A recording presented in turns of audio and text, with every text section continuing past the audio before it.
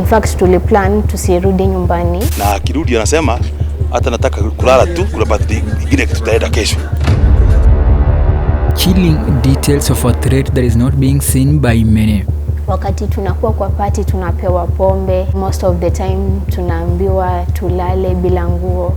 Birthday cake iko pale, vileo zile walikuwa wanatumia. So mtu ukisha kunywa unajisahau tu. Natural sense, sio birthday party. A moral dilemma that paints a disturbing picture of teen sex and drug abuse. It's a sad affair. Ni ku have fun tu. Active sex. Pornographic acting. They are doing this. This story captures the reality facing children in this day and age. She would just sit down in class and see the nude photos. The painful truths and trauma that kids minors have encountered, especially during school holidays. Nimelearn my lesson a hard way. These young girls come out of these experiences traumatized. It will be difficult to get kids who have been hooked into pornography, into crime, to come out of it. So are we going to put them in jail? Kina nani hawa wamekuwa na wao? I wish it was not even reported that those kids were handled. But because the media has to report, I hope we can angle that story in a way that people know it's not the way of life.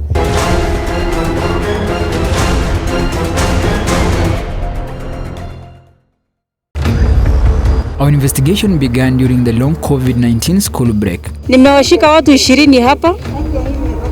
Wengine wao ni wanafunzi wasichana wa shule. They dealt with very many cases of young children that were practicing sex at home together in the house, and they are primary school children.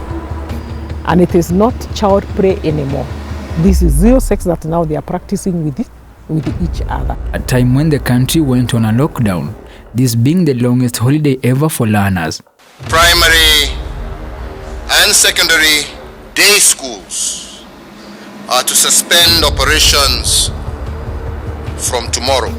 For those in boarding schools, the school administration is to ensure that students are home by Wednesday, the 18th March 2020, while universities and tertiary institutions are to close by Friday, 20th March 2020. The holiday came with a new chapter in their life. Children are really exploiting drugs. Children are really engaging in active sex. In fact, the ones that are using condoms, we thank God that they are. But it's reality that they are doing this. We have reports of children being subjected to having sex with dogs for filming by some foreigners in this country. Many children were exposed. In fact tuliplan tusirudi nyumbani during this time hadi January. Tulikuwa tumeambiwa tuende Malini tuone wazungu, tutakuwa tunafanya modeling, tunalipwa 10k a month. Many of the activities began as birthday parties. Watoto 18, wawili wakiwa miaka 18 na wengine wakiwa chini kufika mpaka miaka 16. Wakati tunakuwa kwa party tunapewa pombe, like mtu anajisahau tu. Then most of the time tunaambiwa tulale bila nguo. So like tuna have fun. Birthday cake iko pale, vileo zile walikuwa wanatumia. In actual sense, sio birthday party.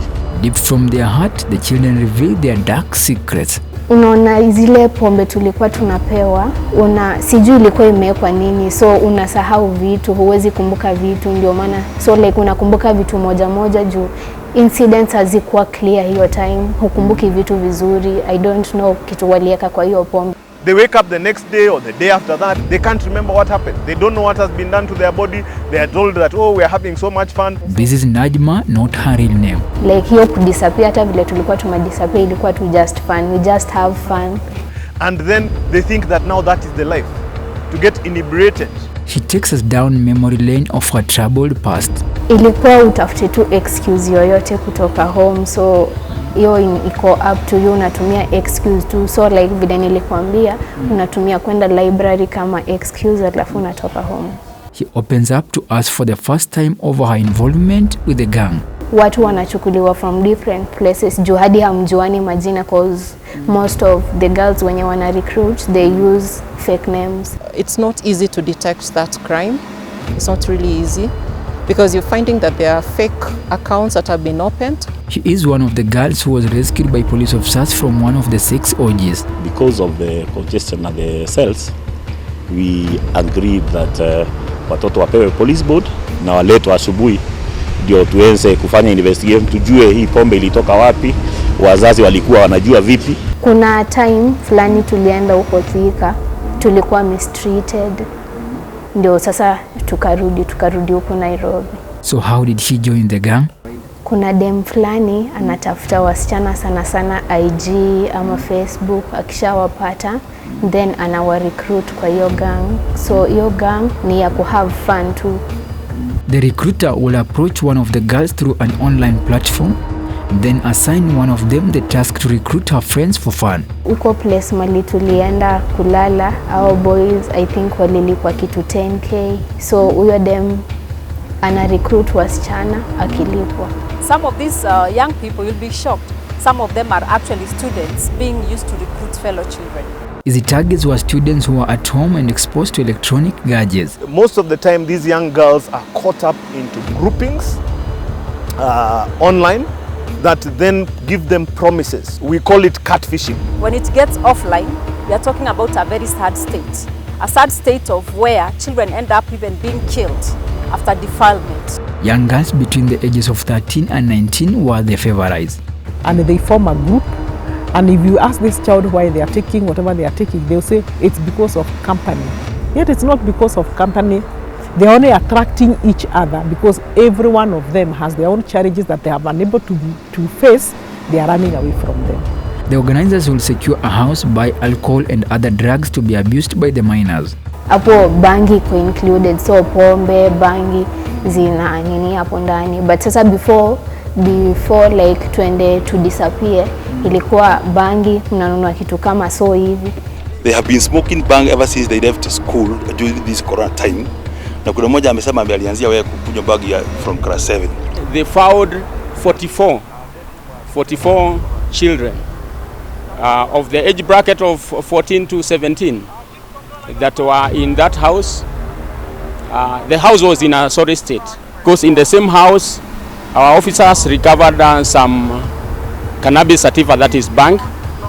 In the same house there was whiskey consumption. In the same house there were used condoms.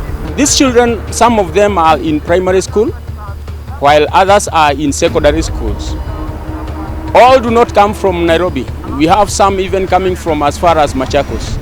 This will be organized as a birthday party for one of their own. Ukiona watoto wanatoka all the way from Nairobi, Juja which is another sub-county, na wanakuja upande huu wa Kawasukari, then ni mambo mengi sana inaweza fanyika bila wazazi kujua. Why do they start abusing substance? Who is supplying them with this substance? So when you start looking at this, then you can really tell these are people who are managed, who are using these children to still continue making their business to continue booming. So it is a business. Kuna friend of mine mwenye alikuwa na 52k kwa M-Pesa during this time. Hiyo simu ya huyo msichana kulikuwa na message alikuwa ametumia moja wasichana 8000. Na huyo msichana pia alikuwa join hiyo group. Of which huyo msichana anajua link ni kama yeye ndiye anatumika kuwaita. Then they are influencing our girls na ile pesa seducing them. Wanawatumia. Sasa huyo nani imefikia pahali mtoto ametoroka for 12 good days. The ratio of boys to girls was always uneven at a range of 2 to 8. What will happen if they drink, if they smoke bang? What will happen at the end of the day? They become high. And then the next thing is you find that they're going to have sex with the person that is next to them. So between themselves, having sex with each other, you know, in itself, it's a sad affair. Yeah, it's a very sad affair. Then we have no future because our future is our children. Being under the influence of drugs meant that the risk of being infected with STDs or even getting pregnant was rife. That person who is throwing these drugs into those children is spending money to do so. And in doing so, there's something that they're getting out of it. So either they're abusing the children, or using the children, or doing something that they are making money out of. Somebody somewhere is making money out of that entire process to have a big party with underage children, to sexually abuse the children. Because many of the times the children get so inebriated they black out or they lose their senses and they cannot remember what happened. Ni akina nani hawa wamekuwa na wao? Because wamekuwa wakituma ma audio for the last 4 days wakiwa walevi. Sababu nasikia wakisema tumejua wanaume wako na sasa ndio tumejua kuna wanaume wako na pesa. When the kids were rescued, there was need to take them through guiding and counseling. It's very disheartening that you are dealing with a child that is in Form 2, is in Form 1, but they're already an addict of drugs. They're already lesbians. Some fell in the hands of this woman. But the issue here is not even how they are doing it, but why are they doing it? Lydia Ngwiri is a counseling psychologist and a high school teacher. Today I was dealing with a child in the office who is drinking and is also in taking marijuana, and he's only in Form 1, and he's already hooked, and he started when he was in class 6. Reason being, I'm the only child. My mother left me when I was in class 1 and went to live in Britain and forgot about me. So I'm taken care of by my grandmother and my grandfather. But my greatest question is, why did she reject me? So I feel rejected. I'm so bitter with her. I'm so angry with her. You see, those are challenges that a child is supposed to deal with, but they don't know how. So they are running away from those challenges, and in the process, they get into drug abuse. She shares her experience on what she observed as she counseled the minors. They have gone too far into addiction, and most of them are not just addicts, they are also peddlers. Lydia says the society is facing this partly because children have been left on their own. There's what children call end of term party. So we are crossing school, so there is an end of term party. So they organize. Of course now they use social media and the like, but that is an end of term party. So they organize where to meet, and when they meet, they have changad money for drinks, for bangi, for everything. And then they will come together and they will have the drinks. And of course, sex is free now. They do all that without parents realizing what is happening. But actually, unfortunately, it is happening. One of the girls told Lydia that she sneaked away from her home since her parents had locked her inside for so long in solitude. She tells me, it hurts, Mwalimu, when children are playing outside and you are watching through the window and you cannot be allowed out. So when I reached a point where I can go out, I decided to hit back on my mother. This was during the COVID-19 lockdown. I am absent as a parent, so I'll make sure there is Wi-Fi, there is all the gadgets in the house so that they are happy and they don't realize my absence. So in the process, they are misusing the gadgets. Some of the children who are left locked in their homes with access to internet ventured into pornography. I dealt with the case of a girl who has been sent away from school because of lesbianism. When I was dealing with her, I came to discover that during the corona period, those 9 months, she was not leaving the house. But she's left in the house with everything. So she watched a lot of pornography, and then she's exchanging the material with others.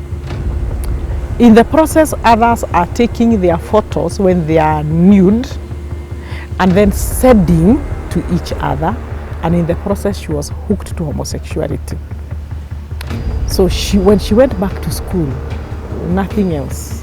It's just practicing homosexuality, and that is what is happening. It was through this that some got hooked up, while a majority were recruited into dangerous gangs through the online platform. The grooming happens, and before you know it, it moves from online to offline. And this is when now we have the physical meetings. This is when the child is told, now get me your friends or get me your classmates, and you guys make a video of yourselves, send me the video, and then I can give you some money. They give in and accept on condition that you send me your nude, you send me a video of yourself naked, and that's how it starts. Others are being hooked into, like the boys, gazing through the phone.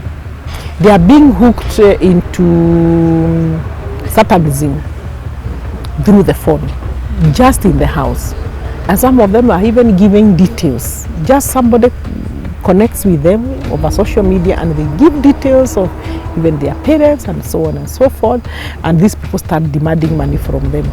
And it is happening on social media. This is a gap that the online criminals have identified.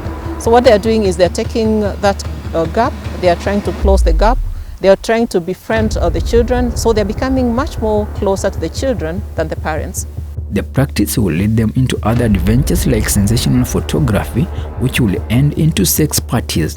What you are watching is what you do. Because there is the acting out. So if they are kissing, that is what I'll start doing. So they start with the soft porn. Very just seeing nude photos. And they continue.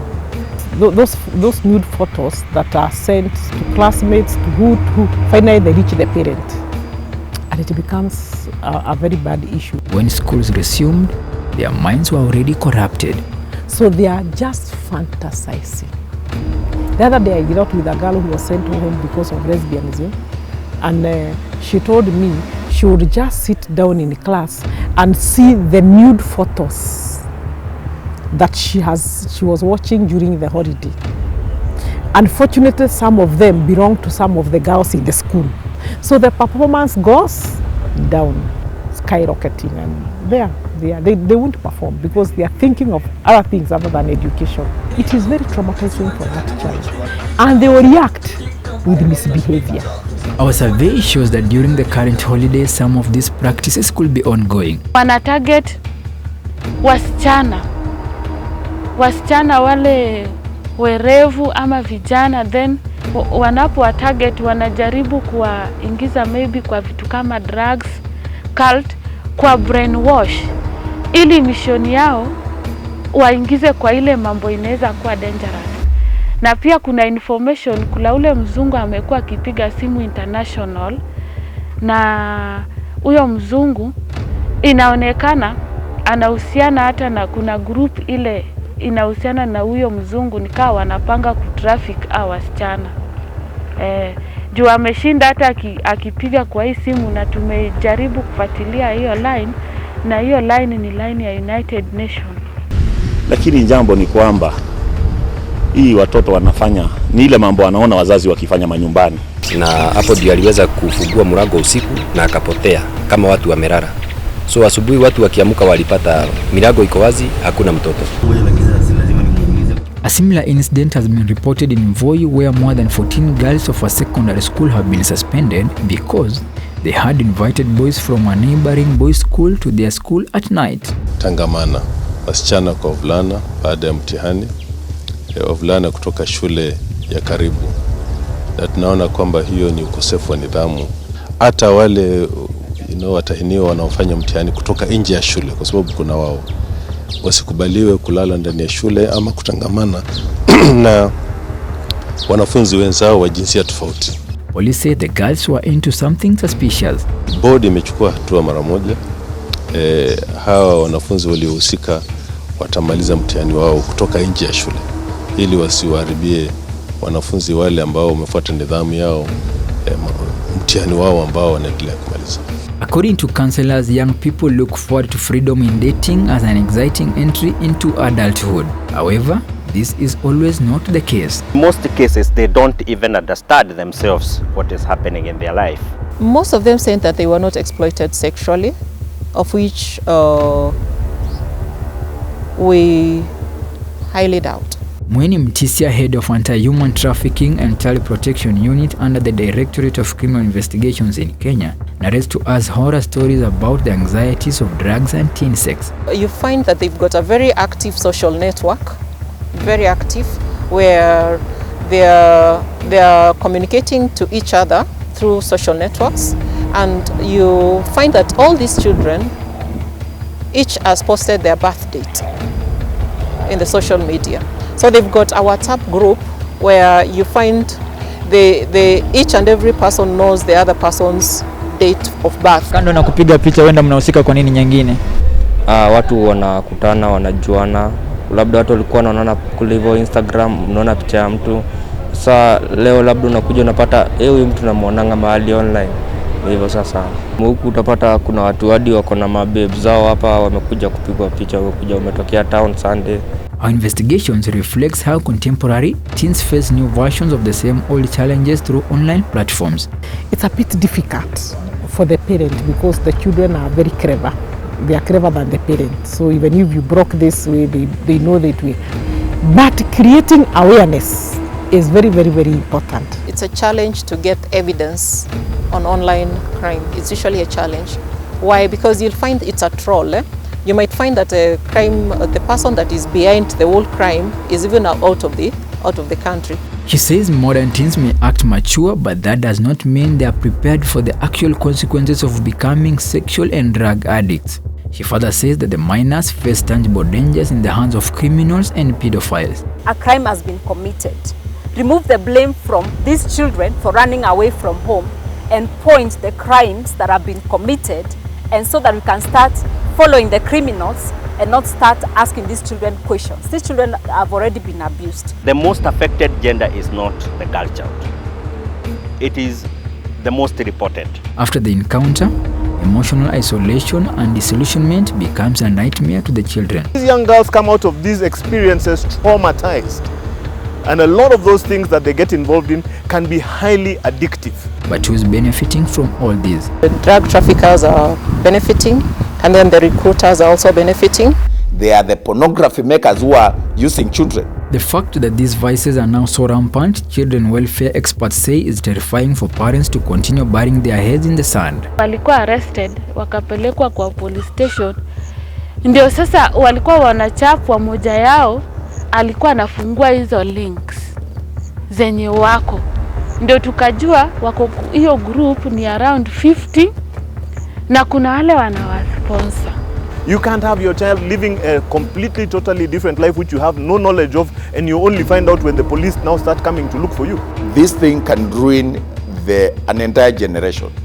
It is that serious. Ezekiel Mutua is the immediate former CEO of Kenya Film and Classification Board. Those who exist to destroy, they are prowling, they are preying on our children and their innocence and their curiosity, and they are luring them into sexual exploitation, into drugs, into pornography. Why would you do that? According to him, the society cannot outrun this time bomb. It's better to address this issue now with every force that we have, every resource that we have. This is more critical than any other campaign. Children who grow up now addicted to pornography, to crime, to drugs, will be criminals. The government will be spending so much money trying to rehabilitate. He compares this to how a disease grows in the body silently, only to be discovered after the damage has already been done. To ensure that we come up quickly with mechanisms that would protect children from exposure to harmful content, to create impressions that will make children understand the dangers. How do you see the telltales when a pedophile is preying on you? How does a child notice when a pop-up comes up and it's inappropriate? What is the language? And then how do we have a conversation about screen time? How much time a child needs to spend on the screen and what they are watching? And the ones who could have been lured into that, how do we save them from the addiction and restore them without them feeling condemned? If I want children to stop doing something, I don't tell them, from today we are not going to do this and this. I'll just bring a discussion, an informal one. What do you think about? They'll come up with the rules and they'll come up with a penalty for breaking the rules. Our investigations captures how the moral dilemma in the society has navigated into a huge monster at the expense of the children. The hardest point is when the false accounts are created. Getting the real one, it's very difficult. And especially not only to us, but even to the children. Because you find that even these fake accounts, they're being used to troll the children. So what is happening to the children? They're getting traumatized. They're getting stigmatized. I may learn my lesson a hard way. There must be a way that those girls feel this is wrong, They must be spoken to, they must be cancelled, but there must be discipline. I do not advocate for the rod. It is not the cane that makes somebody to behave well.